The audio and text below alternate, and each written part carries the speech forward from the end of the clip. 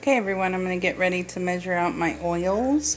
I have my little digital scale here. I'm going to measure out all my oils and put them in my crock pot and start melting them down. Alright, here are all my oils, and that lovely Yoo-hoo is my husband. He's very excited for what I've been doing. I'm going to go ahead and put these in the crock pot and melt them on down. Okay, so I got all my oils in the crock pot. I used a couple different oils this time. Olive oil, grapeseed oil, sweet almond oil, palm kernel flakes, and cocoa butter. I like to set my crock pot on high just to melt the oils down, and then I set it to low and I leave it at low for the rest of the process.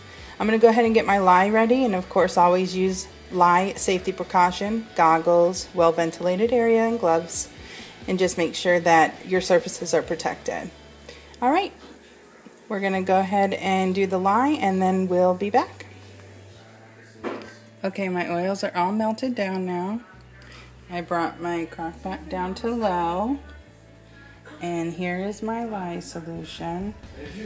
And don't be alarmed by the color. I'm doing it with herbal tea. So the lye and the herbal tea mixed and made this brown, which is perfect for the Cracklin Birch oil that I'm going to be using, so it's a little bit of natural colorant.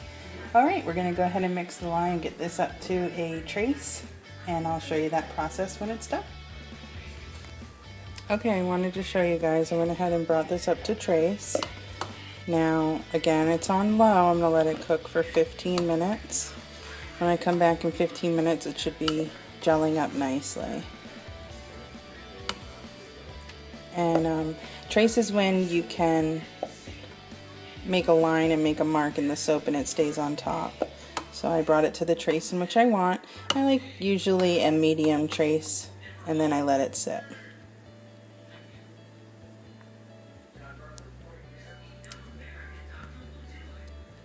Okay everyone, it's about 15 minutes in to the cook process, and as you can see, I've already stirred it, and it kind of looks like, to me it looks like creamy peanut butter. So it's coming along nicely. When I use the tea and the lye, it comes out a different consistency because of the lye reaction to the tea. When I use water and lye, it will actually bubble up and in and cook inward like it would normally do during hot process. This kind of just gets really creamy. So I'm going to put the timer on for another 15 minutes and come back and check it out. Okay everyone, this is about another 12 minutes in, and it's actually almost done. I'm going to go ahead and do a zap test, and if it's done, I'm going to shut off the crock pot, let it sit in the crock pot for another 10 minutes just to get it fully to the level in which I want it, and then we're going to add the coloring and the fragrance, Cracklin Birch, which I'm really excited about. Alright, see you in a little bit. Alright, I went ahead and did my zap test, and I did not get zapped, so that means my soap is done. What I like to do before I add my scent is let it cool down a little bit. With hot process, it can get extremely hot. So what I do is I take it out of the crock pot and I just keep it in the ceramic bowl because it stays hot in and of itself, so that way my soap doesn't set.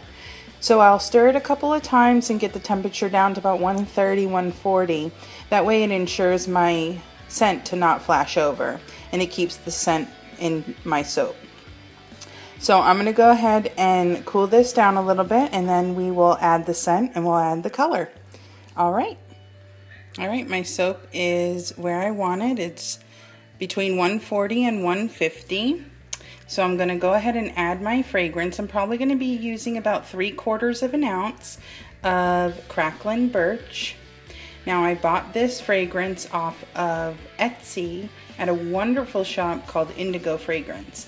This 1 ounce bottle was $2.59, and like I said, I'm probably going to use 3/4 of that.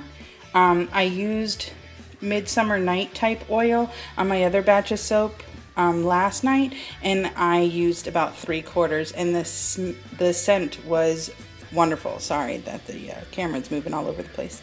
The scent was wonderful. It held up really well. So I'm going to go ahead and put it down and add the scent, and we'll pick it up from there. Alright, here is my loaf of soap. I added red oxide mica powder with a little bit of olive oil with the Cracklin Birch Fragrance, which smells incredible. And like I said, I was only going to use about 3/4, and that's what I used. I still have a little bit left over, which is wonderful. I also put some spa quality sea salts on top and within the bar, so it's good for exfoliation. I'm going to go ahead and let this sit overnight, even though it's hot process and I can technically use it immediately. I like to let it sit for a little bit because it looks prettier when you can cut it and it's hard. So we're going to go ahead and put the cover over it for the night and let it just sit, and then we'll cut it in the morning.